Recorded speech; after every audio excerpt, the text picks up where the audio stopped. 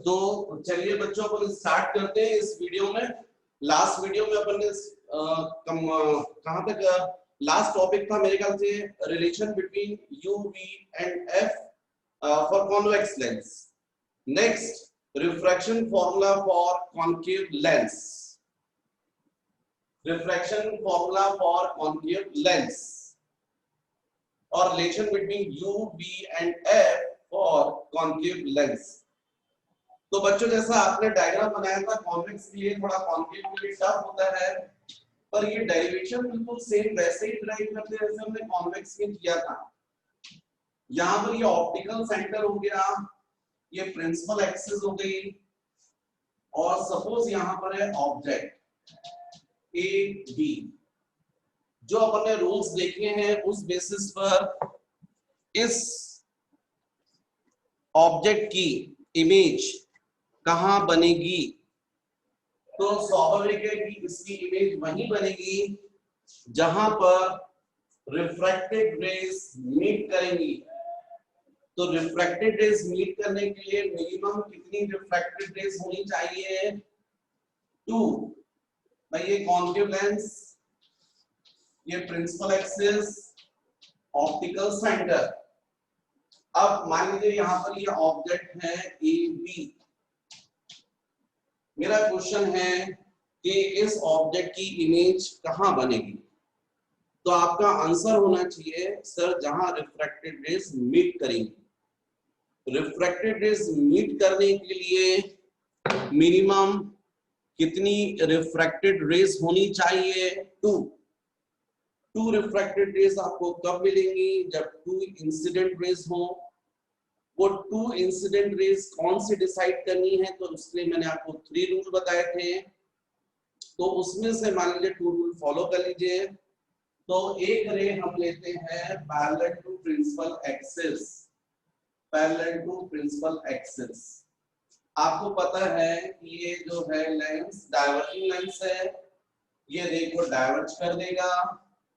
पीछे एक्सटेंड करोगे तो बाय डेफिनेशन ये रिफ्रैक्टेड रेज कहां अपीयर होगी मीट होते हुए? फोकस पर। भाई आपकी फोकस की डेफिनेशन ही है, it is the point on the principal axis on which the incident rays which is parallel to principal axis are meet or appear to meet is called focus। अब ये चूंकि diverging lenses में appear होगी meet होते हुए, इसलिए यहाँ पर जो हमने रे इंसिडेंट की है वो डाइवर्ज जाएगी लेंस से और पीछे एक्सटेंड करोगे तो फोकस पर अपीयर होगी। एक रे आप कहां से ले सकते हैं? Through optical centre. तो मैंने आपको बताया था कि जो रे ऑप्टिकल सेंटर से होकर जाती है वो विदाउट डिविएशन स्ट्रेट निकल जाती है। अब आपको क्लियर है ये दोनों रिफ्रैक्टेड रेज के बीच का डिस्टेंस ग्रेजुअली क्या हो रहा है? इंक्रीज हो रहा है। तो ये रियली तो मीट करेंगी नहीं, इनको पीछे एक्सटेंड करोगे तो इस पॉइंट पर अपीयर हो रही है मीट होते हुए, इसलिए यहां इमेज बनेगी। ये इमेज होगी ए डैश बी डैश। इस इमेज को आप क्या बोलोगे? Virtual erect and dim list. ठीक है। अब मान लीजिए ये जो रे है, इसको रे को जैसा वहां नेम दिया था ए एम, एम को हमने ज्वाइन कर दिया ऑप्टिकल सेंटर से। इसके बाद बच्चों बिल्कुल सेम वैसा ही चलेगा, लेकिन आपको मालूम है ऑब्जेक्ट का डिस्टेंस आप किससे डिनोट करते हो? By U. कैसा यू रहेगा? नेगेटिव रहेगा। क्यों रहेगा? क्योंकि लेंस में सारे डिस्टेंस अपन ऑप्टिकल सेंटर से मेजर करते हैं। आपके साइन कन्वेंशंस हैं। In lenses all distance are measured from optical centre and the distance which is measured along the direction of incident ray, it is taken as positive, and the distances which is measured in the opposite direction of incident ray is taken as negative। तो definitely यहाँ पर आपको clear दिख रहा है कि जो object A B है, इंसिडेंट रे ऐसी आ रही है, ऑप्टिकल सेंटर से डिस्टेंस मेजर करोगे तो ऐसा मेजर करोगे इंसिडेंट रे के अपोजिट, इसलिए नेगेटिव। यहाँ पर इमेज का जो डिस्टेंस है वो अपन बी से डिनोट करेंगे और वो भी नेगेटिव होगा क्योंकि ऑप्टिकल सेंटर से ऐसा मेजर करो। और और इस कॉन्केव लेंस की फोकल लेंथ भी कैसे ली जाती है बच्चों, नेगेटिव -f। तो यहाँ पर u भी नेगेटिव, v भी नेगेटिव और f भी नेगेटिव। और डायग्राम भी देखो थोड़ा ज्यादा मस्त नहीं रहता जैसा आपका कॉन्वेक्स लेंस में था, बट ठीक है अब जो है तो है। अब जैसा अपन ने वहां पर किया था, दो ट्राइंगल सिमिलर प्रूफ किए थे, यहां पर भी दो ट्राइंगल सिमिलर है। ऑब्जेक्ट और इमेज से जो ट्राइंगल बन रहे हैं ऑप्टिकल सेंटर पर, ये सिमिलर है। तो हम लोग बोलते हैं triangle AOB, it is similar to triangle A-OB', A-OB'। ये दोनों ट्राइंगल सिमिलर है। क्यों सिमिलर है, उसका रीजन है कि आपको क्लियर दिखा है यहाँ पर, angle AOB is equal to angle A-OB', common angle दोनों ट्राइंगल में ये एंगल कॉमन है। Angle ABO is equal to angle A-B'O, A-B'O is equal to 90 degree, है ना भाई। ये भी 90 है और ये भी 90 है। वैसे तो आपको दिख रहा है कि ये थर्ड एंगल जो है वो करस्पॉन्डिंग एंगल है, पर आप चाहे तो लिख सकते हैं by properties of triangle, angle third is equal to angle third. कभी भी दो ट्राइंगल में, है ना, यदि टू एंगल्स इक्वल हो तो बचे हुए थर्ड एंगल्स भी इक्वल होते हैं। मान लीजिए टू ट्राइंगल है, उसमें एक एक एंगल 90-90 के हैं, एक एक एंगल 30-30 के हैं, तो बचे हुए एंगल कितने कितने के होंगे, डेफिनेटली 60-60 के। तो by properties of triangle, if two angles are equal in two triangles, therefore the remaining third angle should be equal। तो डेफिनेटली यहाँ पर एंगल थर्ड जो होंगे वो भी इक्वल होंगे। Angle third is equal to angle third by properties of triangle.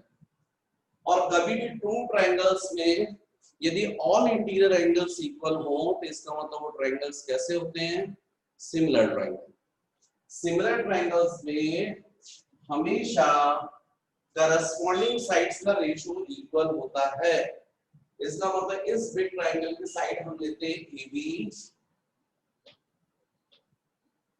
तो second triangle की करस्पॉन्डिंग साइड क्या होगी, A-B' इज इक्वल टू, फिर इस बिग ट्राइंगल की साइड है OB, तो सेकंड ट्राइंगल की करस्पॉन्डिंग साइड क्या होगी, OB'। ये खासियत होती है सिमिलर ट्राइंगल्स में, हमेशा जो ट्राइंगल्स हैं उनकी करस्पॉन्डिंग साइड्स का रेशियो इक्वल होता है। तो फर्स्ट ट्राइंगल की साइड यदि मैंने AB सिलेक्ट की है तो सेकंड ट्राइंगल की करस्पॉन्डिंग साइड हो जाएगी A', फिर फर्स्ट ट्राइंगल की साइड मैंने OB ली है तो सेकंड ट्राइंगल की करस्पॉन्डिंग साइड हो जाएगी OB', ये इक्वल होंगी। तो बच्चों इस तरीके से ये आपको मिलेगी फर्स्ट कंडीशन। अब जैसा मैंने यहाँ पर इन टू ट्राइंगल्स के लिए बोला है, बिल्कुल वैसा ही आप फिर से देखिए, triangle MFO, it is similar to triangle A', similarly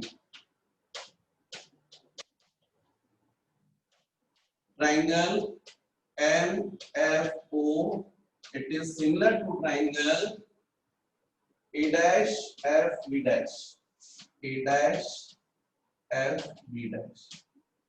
ये दोनों ट्राइंगल में सिमिलर होंगे, रीजन सेम है, इसलिए अपन अब रीजन नहीं लिखना है, अपन ने बोल दिया सिमिलरली। क्योंकि आप देखो यहाँ बिग ट्राइंगल में और इस स्मॉल ट्राइंगल में ये एंगल कॉमन है, फिर ये 90 है, ये भी 90 है, इसलिए बचे हुए थर्ड एंगल्स जो है वो भी इक्वल होंगे, वैसे करस्पॉन्डिंग एंगल दिख भी रहा है। अब टू ट्राइंगल्स में यदि ऑल इंटीरियर एंगल्स इक्वल हो तो ऐसे ट्राइंगल सिमिलर होते हैं, इसलिए ये दोनों ट्राइंगल सिमिलर हो गए। फिर सिमिलर ट्रायंगल्स में करस्पॉन्डिंग साइड्स का रेशियो इक्वल होगा, इसलिए इस बिग ट्रायंगल के अपन बोलेंगे साइड MO, तो स्मॉल ट्रायंगल की करस्पॉन्डिंग साइड लगेगी A डैश B डैश। तो हम लोग क्या बोल सकते हैं, therefore MO upon A dash B dash, MO upon A dash B dash is equal to OF upon FB dash. Big triangle की साइड मैंने ली है OF, तो स्मॉल ट्रायंगल की साइड क्या होगी FB डैश, FB डैश। लेकिन देखो बच्चों यहाँ पर आपको क्लियर लिखा है, ये MO किसके इक्वल है, AB के। MO is equal to AB, है ना, क्योंकि आपने यहाँ से पैरेलल में इंसिडेंट किया, तो ये जो डिस्टेंस होगा और ये डिस्टेंस कैसा होगा, सेम होगा। तो MO is equal to AB, इसलिए यहाँ पर AB upon A dash B dash is equal to OF upon FB dash, and this is equation number 2। और फर्स्ट इक्वेशन और सेकंड इक्वेशन को आप देखें तो लेफ्ट हैंड साइड इक्वल है, इससे राइट हैंड साइड भी इक्वल होंगे, या फिर इस वैल्यू को यहाँ पर सब्स्टिट्यूट कर दीजिए, एक ही बात है। तो हम लोग बच्चों स्टेप लिख सकते हैं by 1 and 2, by 1 and 2, by 1 and 2। क्या स्टेप होगी, OB upon OB dash, OB upon OB dash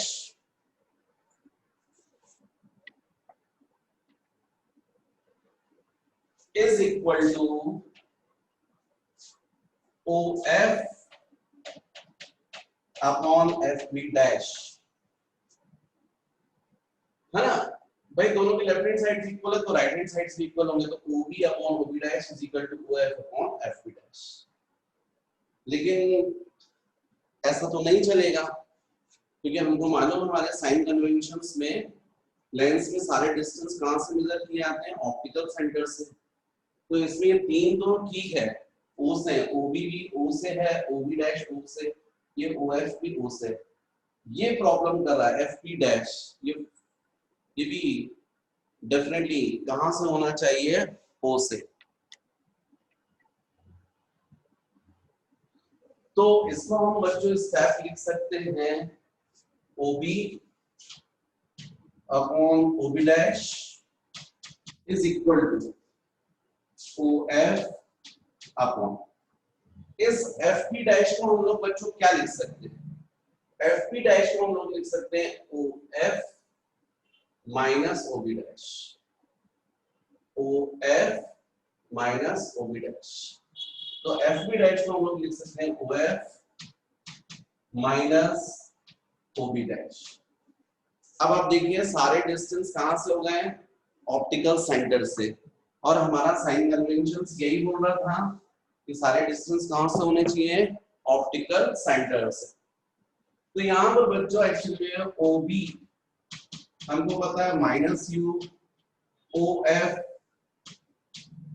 minus F, OB dash minus U। What is OB? Distance of object from optical center. What is OB dash? Distance of image from optical center. What is OF? Focal length of concave lens. और ये तो negative होती है। इन values को हम यहाँ पर substitute कर दें, तो यहाँ पर OB जो होगा वो होगा माइनस U, OB डैश हो जाएगा माइनस V, OF होगा माइनस F, यहाँ भी हो जाएगा minus F minus OB dash होगा बच्चों माइनस V। यहाँ पर ये माइनस माइनस कैंसिल होकर प्लस हो गया, U by V is equal to minus F upon minus F plus V। Cross multiply कर दीजिए इसको, minus UF plus UV is equal to of minus VF, है ना, क्रॉस मल्टीप्लाई कर दिया। अब चाहो तो आप UV को यहीं रहने दीजिए, इसको राइट साइड ले जाइए, तो UF minus VF,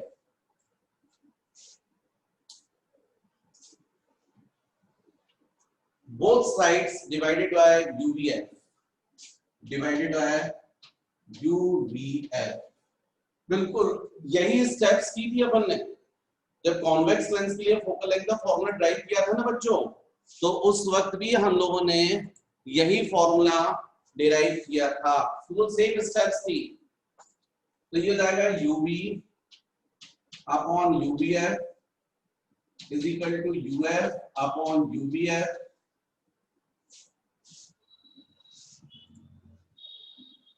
minus VF upon UVF।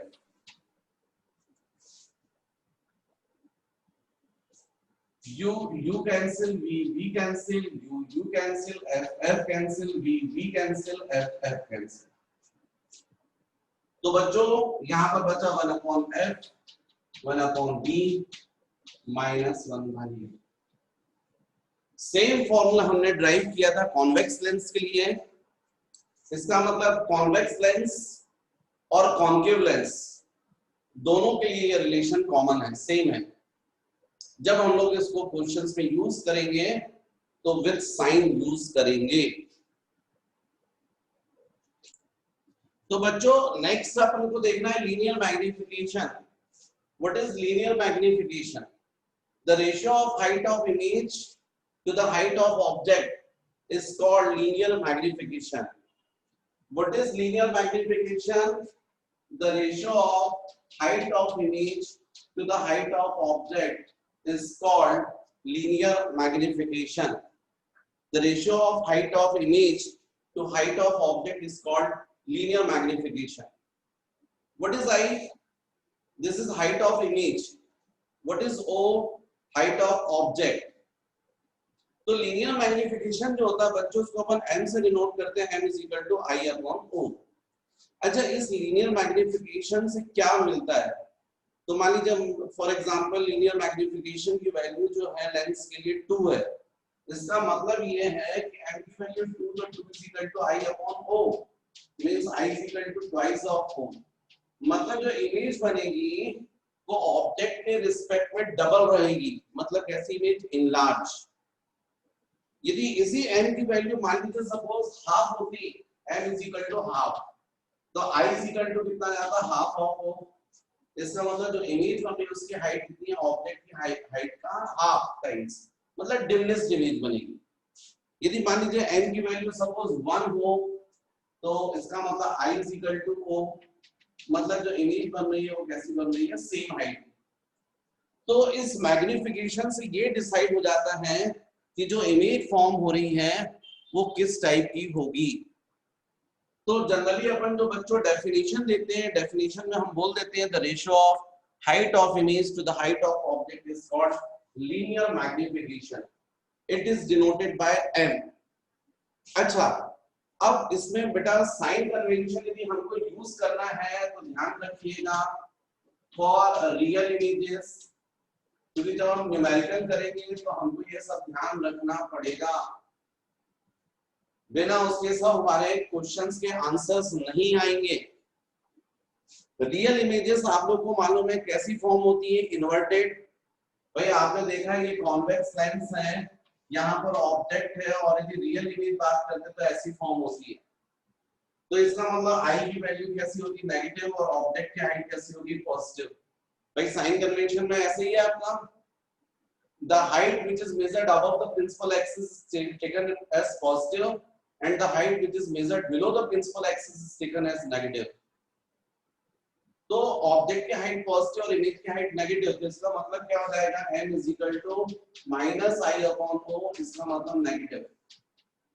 तो जब हम न्यूमेरिकल्स करेंगे और उसमें यदि दिया हुआ रियल इमेज तो मैग्निफिकेशन की जो वैल्यू सब्स्टिट्यूट करेंगे वो कैसी करेंगे? नेगेटिव। यही बात यदि मैं आपसे क्वेश्चन करूं वर्चुअल इमेजेस के लिए तो आप ध्यान रखें for virtual images, virtual images के लिए magnification m is equal to I upon O, I भी पॉजिटिव O भी पॉजिटिव और इसलिए m भी पॉजिटिव होगा। क्योंकि आप लोगों ने देखा है जैसे कॉन्वेक्स लेंस से ही वर्चुअल इमेज बनी थी, जब ऑब्जेक्ट को आपने बहुत क्लोज रखा था तब वर्चुअल इमेज। तो आई पॉजिटिव, ओ भी पॉजिटिव और इसलिए एम भी पॉजिटिव। तो ये सब आपको ध्यान रखना है न्यूमेरिकल्स करते समय, साइन कन्वेंशंस का। यदि आप ध्यान नहीं रखेंगे आपके आंसर्स नहीं आएंगे, गलत आंसर्स आएंगे। एक और बात, यदि मैं आपसे बोलूं कॉन्वेक्स लेंस, इसके लिए मैग्निफिकेशन कैसा होगा, तो आपका आंसर होना चाहिए सर सब होगा, पॉजिटिव भी होगा नेगेटिव भी होगा। क्योंकि आप देखो कॉन्वेक्स लेंस के केस में हमने डिफरेंट केस लिए थे। आप लोग को याद है जब ऑब्जेक्ट इंफिनिटी पर था तो इमेज कहां बनी थी, फोकस पर, कैसी थी, पॉइंटेड। जब ऑब्जेक्ट इंफिनिटी पर था तो पैरेलल रेज आ रही थी और कहां मिली थी, फोकस पर। कैसी इमेज थी, पॉइंटेड, मतलब आई की वैल्यू 0। यदि यहां पर मान लीजिए मैं सपोज ये नंबर लाइन ड्रॉ कर रहा हूं और इस पर यदि आप यहां पर n की बात करें तो n i अपॉन o। यहाँ पर पॉइंटेड इमेज है, पॉइंटेड इमेज का मतलब i की वैल्यू 0, और यदि i 0 होगा तो n भी 0 होगा, मतलब मैग्निफिकेशन जो होगा वो 0 होगा। उसके बाद ऑब्जेक्ट को आप क्लोज लाए थे, आप लोग याद कीजिए। तो जब ऑब्जेक्ट आपका बिटवीन इंफिनिटी एंड 2f था तो आप लोग को याद है इमेज कहां बनी थी, बिटवीन f एंड 2f। कैसी इमेज थी, diminished, real, inverted and diminished. तो आई उस वक्त कैसा था आपका, नेगेटिव था। ओ कैसा था, पॉजिटिव था। रियल मतलब तो डेफिनेटली यहां नेगेटिव आएगा ही, पर साथ ही साथ आई की वैल्यू जो थी वो कैसी थी, लेस देन ओ, और साथ ही साथ आई नेगेटिव भी था। मतलब minus I upon O is less than 1।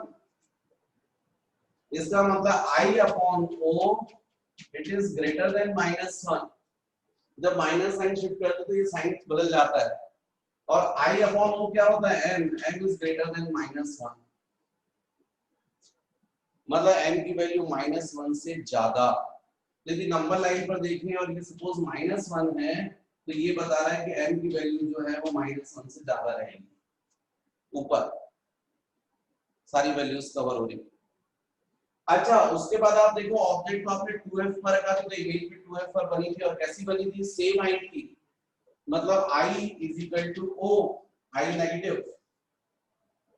बच्चों जब आपने ऑब्जेक्ट को कहां रखा था, 2f पर, तो इमेज भी कहां बनी थी, 2f पर। याद करो ये सब आपने पढ़ा है, 2f पर तो इमेज भी 2f पर। सेम हाइट की बनी थी, रियल, मतलब i और o इक्वल थे, बस फर्क i नेगेटिव था। तो minus I upon O is equal to 1, मतलब I upon O is equal to -1। I upon O मतलब m इज इक्वल टू -1। मतलब देखो m की वैल्यू -1 भी आ गई है। उसके बाद ऑब्जेक्ट को और क्लोज लाए थे आप, बिटवीन 2f एंड f। तो इमेज कहां बनी थी, बिटवीन 2f एंड इंफिनिटी। आप ऑब्जेक्ट को क्लोज ला रहे थे, इमेज मूव करी थी अवे फ्रॉम लेंस, और ग्रेजुअली इमेज का साइज भी इंक्रीज हो रहा था। तो i की वैल्यू क्या हो गई थी, ग्रेटर देन o, लेकिन i था नेगेटिव। मतलब -i upon o is greater than 1। इसका मतलब i upon o is less than -1, -1 से कम। मतलब यहां पर भी, मतलब ये आप समझिए कि कॉन्वेक्स लेंस के लिए लीनियर मैग्निफिकेशन की वैल्यू सब पॉसिबल है, -1 से ज्यादा भी और -1 से कम भी। इसलिए कॉन्वेक्स लेंस के लिए क्वेश्चन नहीं बनता, लेकिन कॉन्केव लेंस के लिए कुछ स्पेशल कंडीशन होती है और इसलिए वहां क्वेश्चन बनता है। देखो कॉन्केव लेंस के केस में देखो आप, उसमें केवल 2 ही केस थे आपके। जब ऑब्जेक्ट आपने इंफिनिटी पर रखा था, रेज डाइवर्ज हो गई थी और कहां मिली थी, फोकस पर। कैसी इमेज बनी थी, पॉइंटेड।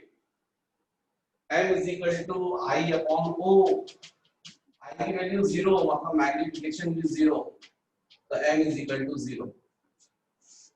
और उसके अलावा सेकंड जो केस बना था वो ये था कि आपने कहीं भी रखा था तो इमेज जो बनी थी वो कैसी बनी थी, वर्चुअल, इरेक्ट एंड डिमिनिश। ये सारे केस मैंने करवाए हैं। वर्चुअल, इरेक्ट एंड डिमिनिश मतलब आई जो था वो लेस था ओ से और प्लस था, ये भी प्लस था, तो I upon O is less than -1। मतलब आई की n की जो वैल्यू आएगी वो 1 से कम रहेगी।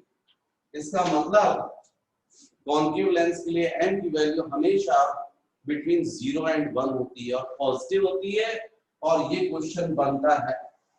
तो याद रखो जो कॉन्केव लेंस है, फॉर कॉन्केव लेंस इसके लिए लीनियर मैग्निफिकेशन कैसा होता है, ग्रेटर देन 0 और equal to 0 but less than 1, और साथ ही साथ ऑलवेज पॉजिटिव। ये कुछ पॉइंट्स हैं जो आप लोग को मेमोरी में रखना चाहिए लीनियर मैग्निफिकेशन से रिलेटेड, राइट। तो ध्यान रखिए बच्चों, linear magnification m is equal to i upon o। Next बच्चों अपन को देखना चाहिए relation between m, u and v। Relation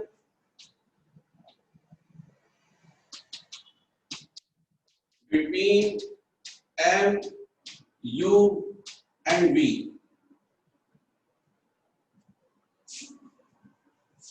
relation between m, u and v। तो मान लीजिए बच्चों ये कॉन्वेक्स लेंस, ये प्रिंसिपल एक्सिस, ऑप्टिकल सेंटर, यहाँ पर ऑब्जेक्ट, और ये ऑब्जेक्ट है बिटवीन f एंड 2f। एक रे हमने ली है parallel to principal axis, object AB है, एक रे ली पैरेलल टू प्रिंसिपल एक्सिस। हम लोग जानते हैं आफ्टर रिफ्रैक्शन ये कहां से पास होगी, थ्रू फोकस। एक रे जो है वो हमने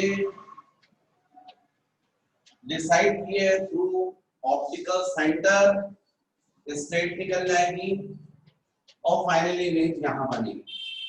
भाई हम लोग को मालूम है रिफ्रैक्शन में इमेजेस कहां बनती हैं, जहां पर रिफ्रैक्टेड रेस मीट करती है। तो ये दोनों रिफ्रैक्टेड रेस इस पॉइंट पर मीट कर रही है। इसका मतलब है जो इमेज फॉर्म होगी a डैश b डैश। और जैसा डायग्राम में आपको दिख रहा है कि ऑब्जेक्ट कहां रखा हुआ बिटवीन 2 एंड f, तो आप लोग जानते हैं कि इमेज बनेगी बिटवीन 2f एंड इंफिनिटी। अब इसमें बच्चों यहाँ पर ये जो ट्रायंगल दिख रहा है AOB, triangle AOB, it is similar to triangle A dash OB dash, A dash OB dash. ये दोनों ट्रायंगल सिमिलर हैं। उसका रीजन है angle AOB it is equal to angle A dash OB dash, है ना, वर्टिकली अपोजिट एंगल। फिर angle ABO,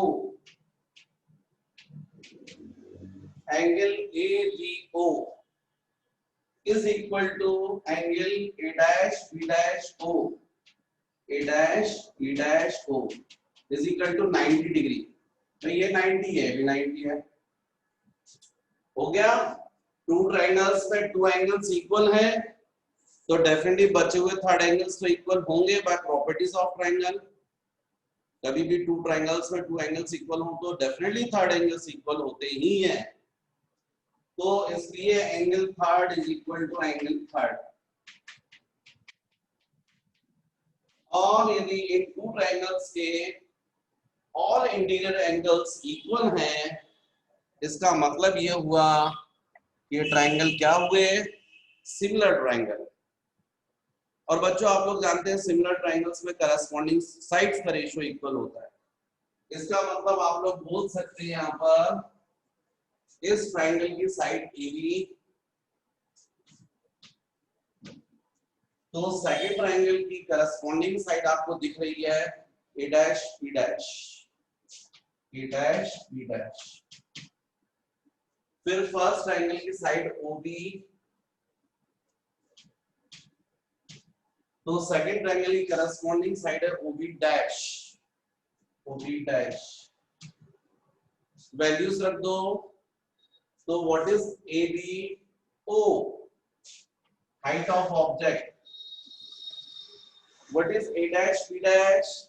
I, height of image. Negative, principal axis के below है। What is OB? Distance of object. कैसा रहेगा? Negative। भाई ऐसा major करोगे ना, इंसिडेंट रे के opposite, -U। What is OB dash plus B? Distance of image। तो ये दिया जाएगा। तो इसका मतलब बच्चों -I/O is equal to -V/U, minus minus cancel. I/O क्या होगा? M, तो M is equal to I/O is equal to V/U। तो आपको रिलेशन मिल गया है between M, V and U। ये बच्चों आप लोग का यूज होगा न्यूमेरिकल्स में। नेक्स्ट बच्चों हमको देखना चाहिए power of a lens, power of a lens. तो what is power of a lens? Reciprocal of focal length of a lens is called power of a lens. Power, it is denoted by P. तो जैसा मैंने आपको यहाँ पर बताया बच्चों, power of lens, तो P is equal to 1/f. What is power? Reciprocal of focal length of a lens is called power of a lens, and its unit is diopter. Power को बच्चों डायप्टर पे major करते हैं और इसका symbol होता है D। यहां पर जो मैं फॉर्मूला लिख रहा हूं इसमें याद रखिए, where F is in meters। जब आप ये फॉर्मूला यूज करेंगे तो उस वक्त लेंस की जो फोकल लेंथ है वो मीटर्स में रखेंगे। पर यदि आप फोकल लेंथ मान लीजिए क्वेश्चन में सेंटीमीटर में और डायरेक्ट रखना चाहते हैं तो फिर उस वक्त आपका यही फॉर्मूला होगा, P is equal to 100/f diopter, where f is in centimeters। यहाँ D जो मैं बता रहा हूँ, this is unit of power, diopter, diopter। अब इसमें एक और चीज आप ध्यान दीजिए, for convex lens, convex lens के लिए फोकल लेंथ कैसी होती है बच्चों? पॉजिटिव। पावर भी क्या होगा? पॉजिटिव। लेकिन यदि यही चीज हम बोलेंगे फॉर कॉन्केव लेंस, है ना, तो उसके लिए F मैंने आपको क्या बताया? नेगेटिव, और इसलिए पावर भी क्या होगा? नेगेटिव। तो जिन बच्चों को चश्मा लगता है और यदि मान लीजिए उनका नंबर है +0.25, तो एक्चुअली में उसमें पावर बताया जा रहा है, और प्लस मतलब कॉन्वेक्स लेंस। किस कंडीशन में कॉन्वेक्स लेंस लगेगा, किस में कॉन्केव, ये था एक्चुअली में, वो अपन डिस्कस बाद में करेंगे। पर अभी जिनका पॉजिटिव है मतलब कॉन्वेक्स लेंस लगा हुआ है, जिनका नेगेटिव उनका मतलब कॉन्केव लेंस लगा, और +0.25 बोला अपन ने, वो डायप्टर है एक्चुअली में। तो पावर की जो यूनिट है वो है डायप्टर। तो मेरे ख्याल से ये आप लोग के पास में है, समझ गए। P is equal to 1/f dioptre और P is equal to 100/f dioptre, where f is in centimetre. Convex lens के लिए पावर पॉजिटिव, कॉन्केव लेंस के लिए power negative, right. Next heading है बच्चों, combined focal length of two thin lenses, combined focal length of two thin lenses in contact. नेक्स्ट मुझे बताना है आपको combined focal length of two thin lenses in contact. तो मान लीजिए बच्चों एक ये लेंस है और एक और ये लेंस है, ये दोनों थिन लेंस हैं और कांटेक्ट में है। इस लेंस की फोकल लेंथ f1, इसकी f2 और यहां पर ऑब्जेक्ट है O। या P लेना पड़ेगा मुझे क्योंकि ऑप्टिकल सेंटर अपन O से डिनोट करते हैं। तो मान लीजिए ये ऑब्जेक्ट है P, ये फर्स्ट लेंस, उसका ऑप्टिकल सेंटर ये सेकंड का। एक रे मैंने ऑप्टिकल सेंटर के डायरेक्शन में ली है और एक रे जो है वो इस फर्स्ट लेंस पर इंसिडेंट की है। आपके सामने क्लियर है कि दोनों मैंने कॉन्वेक्स लेंस लिए हैं। कॉन्वेक्स लेंस का नेचर कन्वर्जिंग होता है। जो रे ऑप्टिकल सेंटर के डायरेक्शन में है बाय रूल वो स्ट्रेट निकल जाएगी, और जो ये रे थी ये कॉन्वर्ज होगी और डेफिनेटली उसकी ये डायरेक्शन होगा। यदि सेकंड लेंस नहीं होता तो फर्स्ट लेंस से रे कॉन्वर्ज होकर ऐसी आती और यहां पर इमेज बनती। डेफिनेटली ये जो I1 है, this is what image form by first lens. लेकिन प्रैक्टिकली ऐसा नहीं होगा क्योंकि फर्स्ट लेंस से जो रिफ्रैक्टेड रे है वो सेकंड लेंस पर इंसिडेंट रे है और सेकंड लेंस भी कॉन्वर्जिंग नेचर का है तो वो भी कॉन्वर्ज करेगा। तो इसलिए ये रे जाकर सही मायने में यहां पर कॉन्वर्ज होकर यहां मिली और इसलिए इमेज यहां बनी I पर। तो फाइनल इमेज I पर फॉर्म होगी। यदि मान लीजिए फर्स्ट लेंस के लिए मैं बोलता हूं ऑब्जेक्ट है U डिस्टेंस पर, तो उससे इमेज बन रही है V1 डिस्टेंस पर। ये इमेज सेकंड लेंस के लिए बिहेव करेगी एज ए वर्चुअल ऑब्जेक्ट और इसकी इमेज बनेगी I पर, मतलब ये है आपका V। तो अब बच्चों यदि रिफ्रैक्शन हम देखेंगे by first lens for first lens, तो जो हम लोग फॉर्मूला यूज करते हैं उसके according 1/f1 is equal to 1/v minus 1/u. What is u minus? भाई 1/f1 is equal to 1/v की जगह v1 आ जाएगा क्योंकि फर्स्ट लेंस से ये v1 डिस्टेंस को बन रही है, माइनस 1/u मतलब माइनस। तो इस तरीके से ये जाएगा 1/f1 is equal to 1/v1 plus 1/u. This is equation number 1। ये फर्स्ट लेंस से होगा। अब फॉर सेकंड लेंस के लिए, तो सेकंड लेंस के लिए आप लोग 1/f is equal to 1/v minus 1/u। तो उसके लिए रिफ्रैक्शन फार्मूला तो वही है। तो f की जगह जाएगा बच्चों f2, v की जगह v आएगा क्योंकि v डिस्टेंस पर इमेज फॉर्म वाली सेकंड से। लेकिन सेकंड लेंस के लिए ऑब्जेक्ट तो I1 पर था, वर्चुअल ऑब्जेक्ट तो u की जगह पर क्या जाएगा v1, क्या जाएगा v1। और ये हो गया बच्चों इक्वेशन नंबर 2। यदि हम दोनों इक्वेशन को ऐड कर दें बाय 1 plus 2, तो 1/f1 plus 1/f2 is equal to, right hand side को जाएगा 1/v1 plus 1/u is equal to, sorry, plus 1/v minus 1/v1। ये 1/v1 और -1/v1 cancel, 1/f1 + 1/f2 is equal to 1/v + 1/u, and suppose this is equation number 3। अब जो मैंने बातें की हैं, यदि मैं वही बात करूं फॉर कंबाइंड लेंस,